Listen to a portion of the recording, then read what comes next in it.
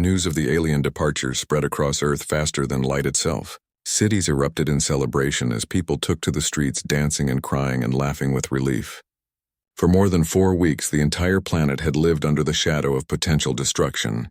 Every person had played their part in the Great Silence, and now they could finally release the fear and tension they had been holding inside. Morrison stood at the window of Station Liberty watching Earth below. Lights from celebration fires and festivals dotted the night side of the planet like stars. He felt exhausted and relieved, but also aware that everything had changed. Humanity was no longer alone in the universe, and they had just made a very dangerous enemy, aware of their existence. The Dominion would remember Earth, and Zarthok would remember the species that defeated him without fighting. Amy Brooks came to stand beside him. She looked tired but happy. She told him that she had been monitoring the alien fleet's communications up until they jumped away. The Dominion crews were calling humans by a new name in their language. The exact translation was difficult, but it meant something like the Watchers or the Silent Ones or those who see. The tone suggested respect mixed with fear. Humanity had gained a reputation across the Dominion as a species not to be underestimated. General Palmer called another meeting of Earth's military council. This time there was no arguing or disagreement. Everyone understood that Morrison's strategy had worked better than anyone dared to hope. Palmer officially commended the captain and his crew for their service. He also announced that Earth would begin a massive expansion of its space defense capabilities. They had won this time through psychology, but next time they might need more than silence. Colonel Ryan Blake, who had argued for a more aggressive response, admitted he had been wrong. He told the council that Morrison had taught him something important about warfare. Sometimes the best weapon was the one you never had to use. Sometimes strength was shown through restraint rather than violence. The Mars War had taught humanity how to fight. The Dominion confrontation had taught them when not to fight. Lieutenant Commander Chris Hayes returned to Earth on leave, after spending 4 weeks maintaining silent watch from his frigate Vigilant. His crew was hailed as heroes. His weapons officer Laura Price gave interviews explaining how difficult it had been to do nothing while enemy ships prowled nearby. She said the hardest battle she ever fought was the battle against her own instincts to act. But the victory was sweeter because they had won without killing anyone. Captain Victoria Hart reunited with her husband Ben Carter when his defense platform stood down from high alert. Their children wanted to know everything about the space visitors who came and then left. Victoria explained that sometimes the bravest thing was to stay calm and quiet when others expected panic and noise. Her youngest daughter said that sounded boring, but Victoria assured her that boring was much better than the alternative. Zarthok's fleet emerged from faster than light travel several star systems away from Earth. His ships dispersed to different Dominion outposts and stations. The crews were debriefed by intelligence officers who wanted to understand what happened. Some soldiers spoke of the eerie feeling of being watched by an enemy they could not see. Others admitted they had been frightened by the human silence in ways that weapons never frightened them. Zarthok filed his official report with Dominion High Command. He included all the data his ships had gathered about Earth and humanity. He noted their technological level and their military deployments and their social structures. But he spent most of the report discussing what he called the psychology of silence. He explained how the humans had weaponized uncertainty and turned his own tactical doctrine against him. He warned that humanity should be classified as a strategic threat, not because of their current capabilities, but because of their potential for growth and adaptation. The report concluded with a personal note. Zarthok wrote that in 300 years of military service he had learned to recognize truly dangerous opponents. Humans were dangerous not because they were strong, but because they were unpredictable and creative and willing to try completely new approaches to old problems. He recommended that the Dominion leave Earth alone until they could better understand this strange species. A war with humanity might be won, but the cost would be higher than anyone could predict. His report was read by the ruling council and filed away. Some council members dismissed his concerns, saying that Zarthok had simply grown old and cautious. Others took his warnings seriously and flagged Earth's sector as off-limits for Dominion expansion. The debate would continue for years, but the immediate result was that no other Dominion fleets were sent to human space. Word of Earth's silent victory spread beyond the Dominion. Other species who had been conquered by Zarthok heard the story and it gave them hope. If humans could defy the great conqueror, then perhaps others could too. Some species began their own resistance movements. Others sought to make contact with Earth, hoping to form alliances. Humanity had become a symbol of defiance across multiple star systems without even meaning to. Years passed and humanity continued to expand into space. They built new ships and new stations. They explored nearby star systems and made contact with other species. Some of these species had been conquered by the Dominion. Others were independent. All of them had heard about the Silent Ones who faced down Zarthok. Morrison was promoted to admiral and given command of Earth's first diplomatic mission to former Dominion territories. His job was to establish peaceful relations with other species and build alliances. Everywhere he went, people asked him about the 4 weeks of silence. They wanted to know how humanity stayed united. They wanted to know if the stories were true. Morrison always told them the same thing. Humanity's greatest strength was not weapons or technology. It was the ability to work together when it mattered most. Amy Brooks became Earth's chief xenolinguist and helped establish communication protocols with dozens of new species. She often thought about those weeks monitoring Dominion transmissions and watching fear grow in the alien crews. She had learned that information was power, but sometimes the lack of information was even more powerful. Knowing when to speak and when to stay silent was an art form that humanity had mastered through necessity. General Palmer retired after seeing Earth's defense forces expand to levels he never imagined possible. His final speech to graduating military officers focused on the lesson of the Dominion confrontation. He told them that courage came in many forms. Sometimes it meant charging into battle. Sometimes it meant standing perfectly still while the enemy raged around you. The key was knowing which response served your goals best. Zarthok continued his campaigns across the galaxy, but he never again underestimated an opponent based on first impressions. The humans had taught him humility and caution. Those lessons made him wiser, if not stronger. He kept a copy of Morrison's message in his personal files. Sometimes late at night he would read it and wonder what humanity was doing now. Were they still watching? Were they still silent? Or had they found their voice and begun speaking to the galaxy? He suspected that when humanity finally chose to speak, the entire galaxy would listen. The Silent Ones had proven they deserved to be heard. Morrison knew the next move had to be perfect. The aliens were under pressure from their own leadership, and desperate creatures were dangerous. He gathered his senior staff on Station Liberty for a strategy session. Amy Brooks brought her analysis of alien communications. Lieutenant Commander Chris Hayes joined by video link from his frigate. General Palmer connected from Earth Command. They needed to decide how to handle the next phase. Amy explained what she had learned from monitoring Dominion transmissions. The aliens valued strength and directness. Their culture was built on clear hierarchies and predictable behavior.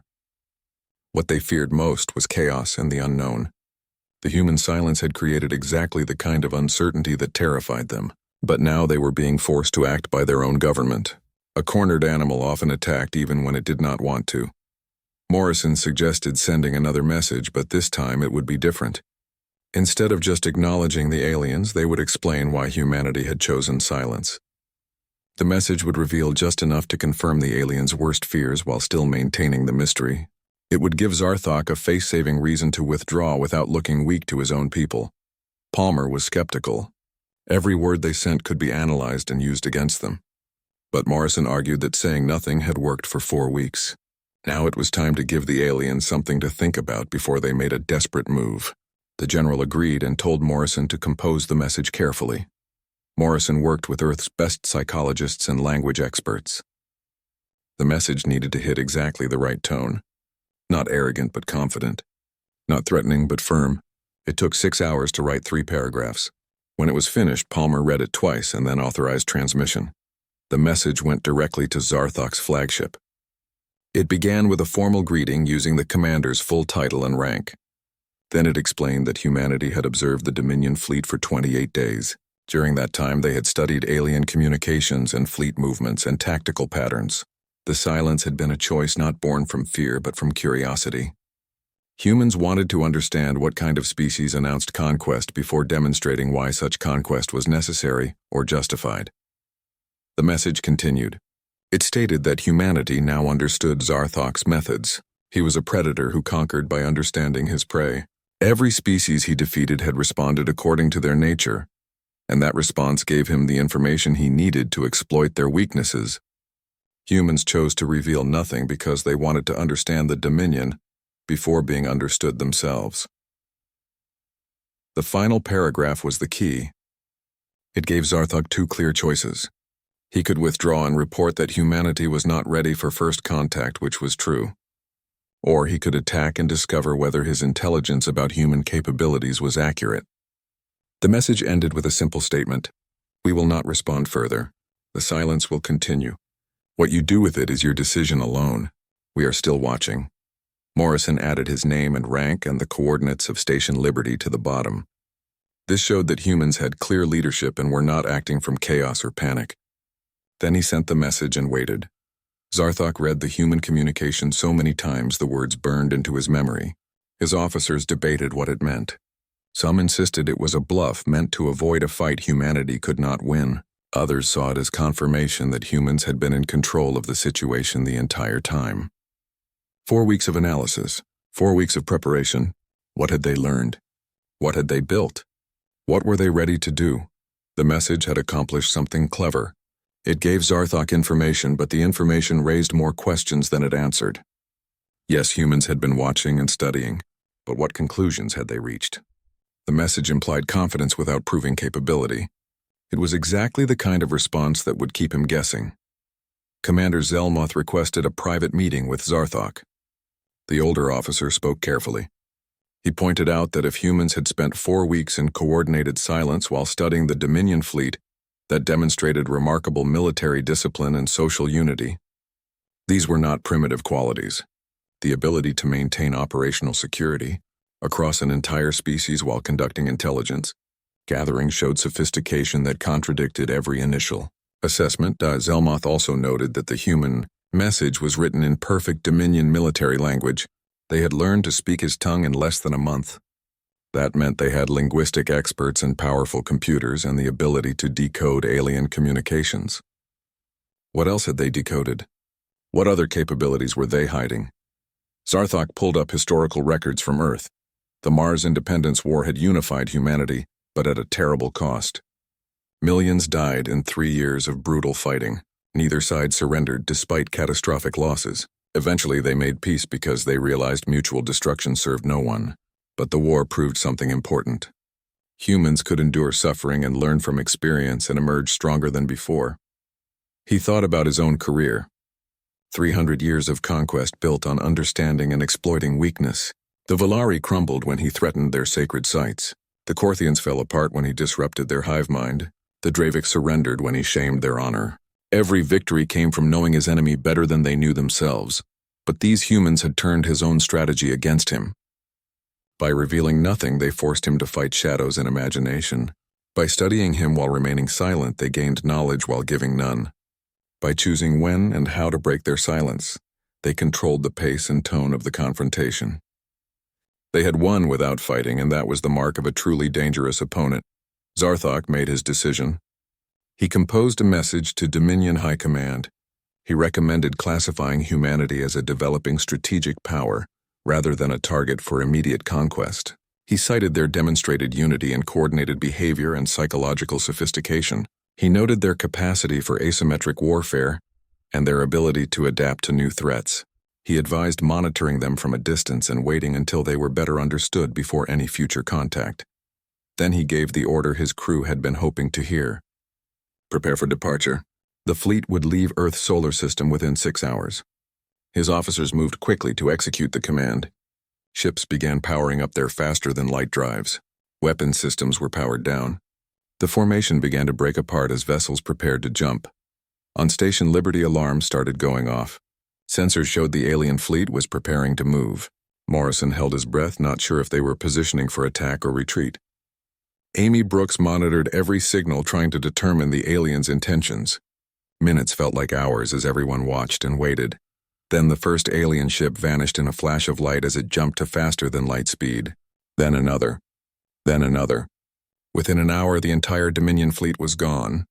The orbit around Earth's moon was empty except for human ships and stations. Morrison sat down heavily in his command chair. He had not realized how much tension he had been holding in his body until it was released.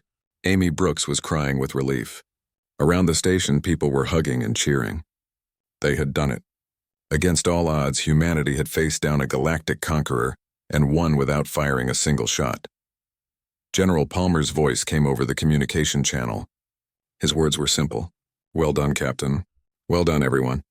You just saved the world."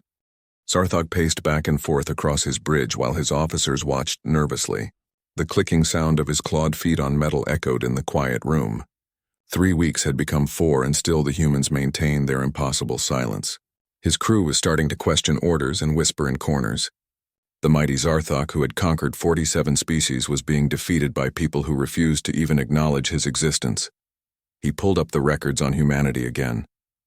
The Mars Independence War had lasted 3 years and killed millions on both sides.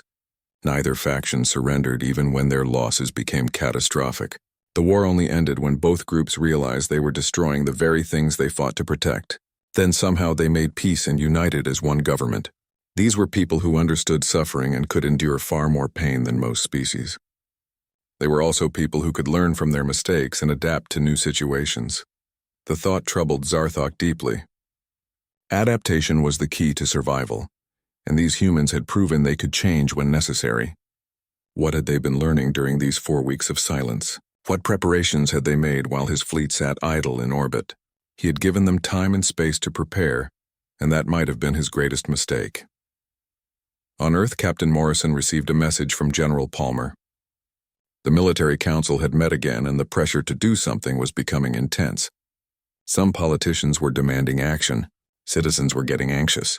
How long could they maintain this silence before their own society started to crack? Palmer asked Morrison for his honest assessment. Should they continue waiting, or was it time to try something different? Morrison thought carefully before responding. He told Palmer that they had already won the psychological battle. The aliens were confused and off balance, but he agreed that they could not wait forever. He suggested sending one message. Not a surrender and not a threat.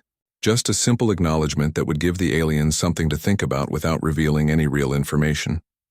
Palmer authorized the idea, and Morrison began working on the exact words to use. Amy Brooks helped him by checking the translations. They had learned enough of the alien language to communicate clearly. The message had to be perfect. Too aggressive and it might provoke an attack. Too weak and it might encourage the aliens to press harder. It needed to be something that would deepen the mystery rather than solve it. Meanwhile, Zarthog was preparing for what he hoped would force a final confrontation. He ordered his weapons officers to lock targeting systems onto major human cities.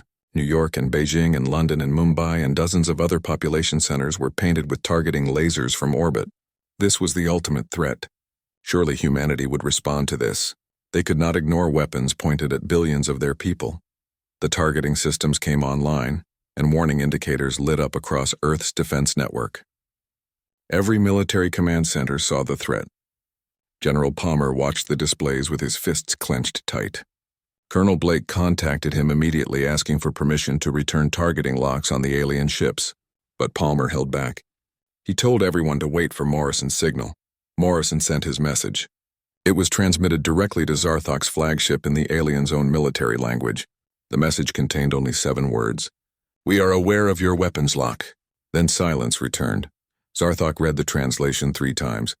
His hands gripped the edge of his command station until the metal bent slightly. The humans were not begging. They were not threatening. They were simply noting in a completely calm tone that they knew what he was doing. The implications made his blood run cold. If they were not worried about his weapons, then what did they know that he did not? What defensive systems did they have that made them so confident? What hidden capability was he missing? Commander Threxall came to speak with Zarthog privately. The younger officer admitted that morale was collapsing among the crew. Soldiers who had fought across the galaxy were now jumping at shadows. The lack of information about humans had allowed fear to grow in the empty spaces. Without facts, the imagination created monsters. The crew had started believing that humans possessed some terrible secret weapon. Maybe a planet killer, maybe something worse. Threxall asked permission to send scout ships down to the surface to gather real intelligence. Zarthog denied the request. Sending scouts would show weakness and uncertainty. But privately, he knew Threxall was right. He had made a critical error by allowing the humans to control the narrative through their silence.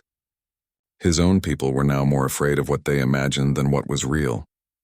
Fear was spreading through his fleet like a disease. On Station Liberty, Morrison and Amy Brooks monitored the alien communications with growing hope. The aliens were starting to fall apart from the inside. Their discipline was cracking. Some crews were requesting transfers off the Earth mission. Others were filing formal complaints about the mission objectives. The silence was working better than Morrison had dared to hope. Lieutenant Commander Chris Hayes commanded a defensive frigate called Vigilant that was positioned between Earth and the alien fleet. For 4 weeks he had watched enemy ships maneuver around him while doing nothing in response. His weapons officer, Ensign Laura Price, looked to him constantly for orders that never came. The tension on his bridge was thick enough to cut with a knife. But Hayes held his crew together by reminding them that their silence was a weapon and they were winning. Zarthok received another communication, and this one was not from Earth. Dominion High Command had been monitoring the situation, and they were not pleased. The ruling council sent him a direct order. He had 3 days to either conquer Earth or be relieved of command. The message was clear: win or be replaced. The Dominion could not afford to look weak, especially against a species as seemingly primitive as humans. Zarthok understood the politics behind the order. High Command needed a victory to maintain their authority over conquered species. If word spread that humans had defied the Dominion for over a month with no consequences, other species might start getting ideas. He was being forced to act whether he wanted to or not. He called his senior commanders together for an emergency meeting. The holographic projections of his officers appeared around his conference table. Zarthok explained the situation. They had 3 days. He asked each officer for their honest opinion about what should be done. Vixen argued for an immediate assault. Show the humans that the Dominion was serious. Land troops and take control of their major cities. Force them to surrender through overwhelming military action. Threxel suggested a limited strike first. Destroy one city as an example, then offer terms of surrender. Surely that would break their silence. But Zelmuth, the oldest officer, spoke last, and his words carried weight. He told Zarthok that wisdom was knowing when to fight and when to walk away. The humans had spent 4 weeks studying the Dominion fleet while appearing to do nothing. What had they learned in that time? What preparations had they made? If humanity had maintained perfect communication discipline for this long, what did that say about their military capability and unity? These were not the divided emotional primitives that the early reports described. Zelmuth reminded everyone that the Dominion's power came from understanding and exploiting weakness. But the humans had revealed no weakness. They had revealed nothing at all. Attacking an unknown enemy was the path to disaster. Sometimes the smartest move was to withdraw and return later with better information. Zarthok dismissed his officers and sat alone in his command chamber. He had a decision to make that would define his legacy and possibly change the balance of power across the galaxy. The silent humans had accomplished something no other species managed. They had made him doubt himself. Commander Zarthok stood tall on the bridge of his warship and looked at the screen showing all the worlds he had conquered. 300 years of fighting had taught him everything about war, and he had won every single time. 47 different alien species had bowed before him and accepted his rule. He knew exactly how to break them and make them surrender without much effort. The Volari were a peaceful race who loved their traditions, and Zarthok threatened to destroy their most sacred places, so they gave up in fear. The Korthians lived as one big connected mind, and when he cut off their communications, they fell apart like leaves in the wind. The Draviks were proud warriors who valued honor above all else, and Zarthok captured their king and showed his defeat on every screen across their planet until the whole species knelt in shame. Now his ships had found something new in a quiet corner of space. A young species called humans lived on a blue and green planet they named Earth. His scouts had gone close and gathered information about them. They seemed weak and scattered with old technology that could barely take them beyond their own moon. Their military forces were divided into many groups, and they fought among themselves often. Zarthok smiled when he read the reports because this would be easy. Captain Jake Morrison sat in the command room of Station Liberty, which orbited high above Earth. He was looking at a message that had just arrived from deep space. The alien who sent it called himself Zarthok, and he spoke with absolute confidence. His words were simple and clear. Surrender now or die. The humans had exactly 24 hours to decide. Morrison had fought in the Mars War 15 years ago when the colonies on Mars tried to break away from Earth. That war had been brutal and long, but it taught humanity one important lesson. When they worked together, they could survive anything. When they fought each other, they all suffered. The war ended with a peace treaty, and for the first time in history, all of Earth united under one government and one military command. Lieutenant Amy Brooks worked at the communications station next to Morrison. She was young but smart, and she had been studying all the data they could find about this Zarthok character. What she learned made her hands shake with worry. Every species that refused to surrender was completely destroyed. Their cities burned and their people scattered across space as refugees. Not one civilization had survived intact after saying no to Zarthok. Morrison sent an urgent message down to Earth. General Frank Palmer was the head of all military forces, and he called an emergency meeting right away. Politicians arrived arguing about what to do. Some wanted to surrender immediately to save lives. Others wanted to fight and show these aliens that humans were not cowards. Scientists suggested trying to talk and find a peaceful solution. Everyone had an opinion, but nobody had a real plan. Morrison listened to all the arguing through his communication link, and then he noticed something strange in the alien message. Zarthok had listed what he thought were human weaknesses. He said humans were too individual and could never work together. He said they were too emotional and would panic easily. He said they were divided and weak. But all of this information was old from before the Mars War. Zarthok did not know that humans had changed. He did not know they had learned to unite when facing real danger. An idea formed in Morrison's mind, and it was so simple that it seemed crazy. He waited for a pause in the arguing, and then he spoke. What if they did nothing at all? No surrender, no attack, no response of any kind. Complete and total silence. Just let the deadline pass without saying a single word. General Palmer thought Morrison had lost his mind. Politicians called it suicide. Military advisors said it would only make the aliens angry. But Morrison explained his thinking, and slowly some people started to understand. Zarthok was like a predator hunting in the forest. He expected his prey to either run away in fear or stand and fight. Both responses were predictable, and he knew how to handle them. But what if the prey did something completely unexpected? What if they just stood still and watched him without any reaction at all? Palmer was old and experienced, and he had learned to trust his instincts. Something in Morrison's eyes told him this crazy idea might actually work. Against the protests of half the council, he gave the order. When the deadline arrived, Earth would be completely silent. No transmissions to the alien fleet. No military movements they could see. Nothing. The hardest part was making sure everyone followed the plan. Every ship, every station, every defense platform had to stay quiet. Soldiers were trained to act, and now they had to do nothing. It went against every instinct they had. But the orders went out, and humanity prepared to do the most difficult thing possible. They would wait and watch and say nothing at all. When Zarthok's deadline came and went, he sat staring at his communication systems, expecting messages to flood in. Humans would beg for mercy or threaten him with their tiny weapons or try to negotiate for more time. Every species did this. It was as predictable as the stars in the sky. But his screen stayed empty. His communication officers checked their equipment 3 times, thinking something was broken. But everything worked perfectly. The humans were simply not responding. Zarthok felt something he had not experienced in a very long time. Confusion. In 300 years of conquest, this had never happened. Species always responded. Fear made them act. Pride made them act. Survival instinct made them act. But these humans were doing nothing, and he did not understand why. His tactical officer suggested maybe they were too frightened to even send a message.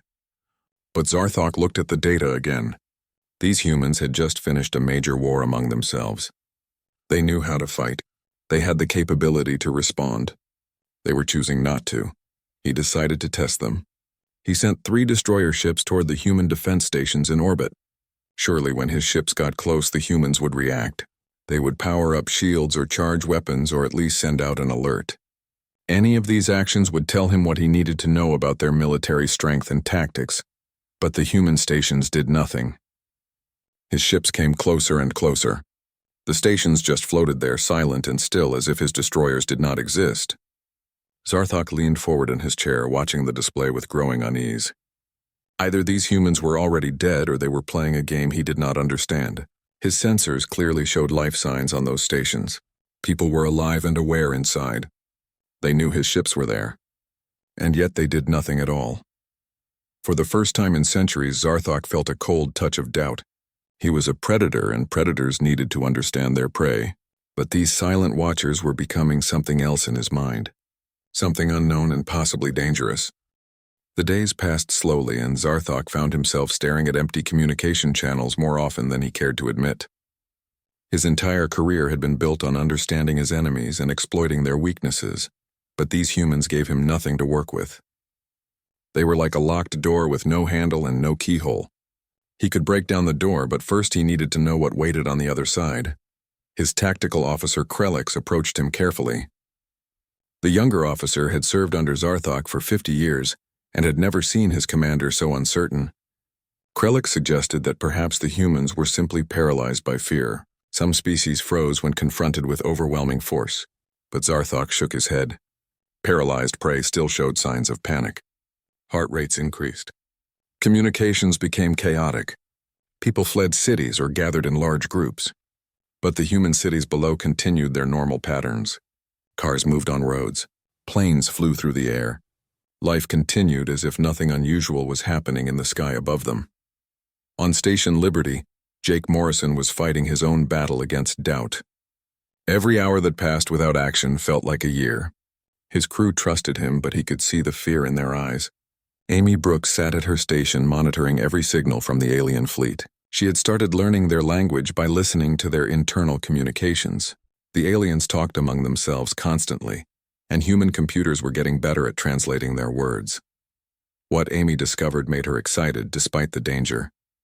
The alien crew was scared, not of human weapons or military strength, but of the unknown. They had expected humans to behave in predictable ways, and when that did not happen, their certainty crumbled. Some of the aliens were calling humans by a new name in their language. The translation came out as Watchers or the Silent Ones. The way they said it carried a tone of respect mixed with fear. Morrison realized that silence had become a weapon more powerful than missiles or lasers. Every day the aliens waited was another day they imagined terrible possibilities. Human military forces were not idle during this time. Under cover of their communication blackout, they repositioned ships and improved defenses. Scientists worked on understanding alien technology from the scanner data. Soldiers trained for every possible scenario. If the silence ever broke, humanity would be ready. General Palmer coordinated everything from Earth. He held daily meetings with military leaders from every nation, and the stress showed on his face. Some commanders wanted to break the silence and show strength. Colonel Ryan Blake, who led the European defense sector, argued that at least they should let the aliens know humans were not afraid. But Palmer held firm. Morrison's strategy was working. The aliens were off balance and confused. Breaking the silence now would waste everything they had accomplished. Zarthok decided to escalate. He moved his entire fleet of 47 warships into orbit around Earth's moon. This was an unmistakable threat. From Earth, people could look up at night and see the alien ships hanging in the sky like a string of deadly pearls. Surely this would force a response. Protecting their home planet would break through whatever strange discipline kept the humans silent. The fleet took position in perfect military formation. Every ship was ready for battle. Weapons were charged and shields were active. Zarthok broadcast another message to Earth. This time he gave them 12 hours to respond, or he would begin destroying their satellites and space stations. Still, the humans said nothing. Not one word. Not one signal. Commander Victoria Hart ran the Pacific Defense Network from a base in California. She had 3 children who kept asking questions about the alien ships. Her youngest daughter wanted to know why the space visitors were being so rude by not saying hello properly. Victoria had to explain that sometimes when dealing with bullies, the best response was no response at all. She hoped she was right. She hoped Morrison knew what he was doing. The whole world was counting on it. Her husband, Ben Carter, served on a defense platform called Sentinel, which orbited above the Pacific Ocean. He sent her encrypted personal messages when he could.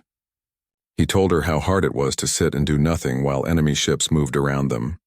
Every instinct screamed to power up weapons and prepare for battle. But he trusted the plan.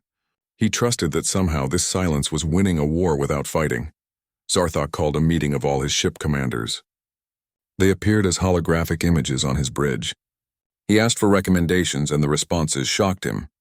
Commander Threxel suggested firing on an empty area of Earth to show their power without killing anyone. Commander Vixen wanted to launch a full invasion immediately.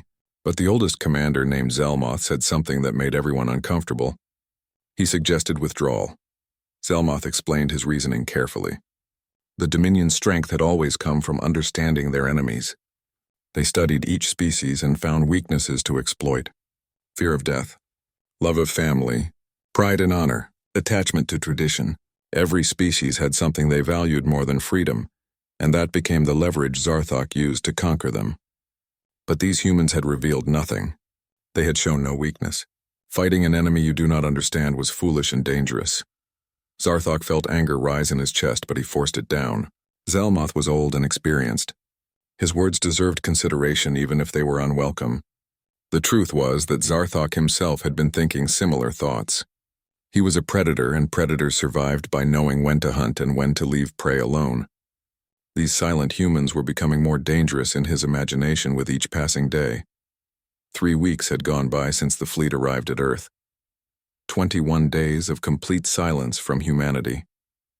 Zarthok's reputation throughout the Dominion was beginning to suffer. Other conquered species were hearing about the humans who would not bow. Some were whispering that perhaps Zarthok had finally met his match. This was intolerable, but he did not know how to fix it. On Earth, the strain was enormous, but humanity held together. News networks talked constantly about the situation, but they did not broadcast toward the alien fleet. Politicians gave speeches about unity and strength. Teachers explained to children why sometimes the bravest thing to do was stay calm and quiet. The whole planet had become part of Morrison's strategy, whether they understood it or not. Amy Brooks made another discovery in the alien communications. The word patterns had changed. The aliens no longer called humans targets or primitives. The new terms they used suggested respect and caution. The Dominion soldiers were creating their own version of humanity, in the absence of real information. Without facts to guide them, they imagined the worst possibilities. What terrible weapons did the humans have that made them so confident? What secret knowledge allowed them to remain so calm? The questions multiplied and no answers came. Morrison stood looking at Earth through the station windows. The planet below was beautiful and fragile and utterly silent to the alien fleet above. He had bet everything on a simple idea, that not knowing was worse than knowing. That imagination was more powerful than reality. That a predator could be defeated by refusing to act like prey. Soon they would know if he was right or if his gamble would cost humanity everything.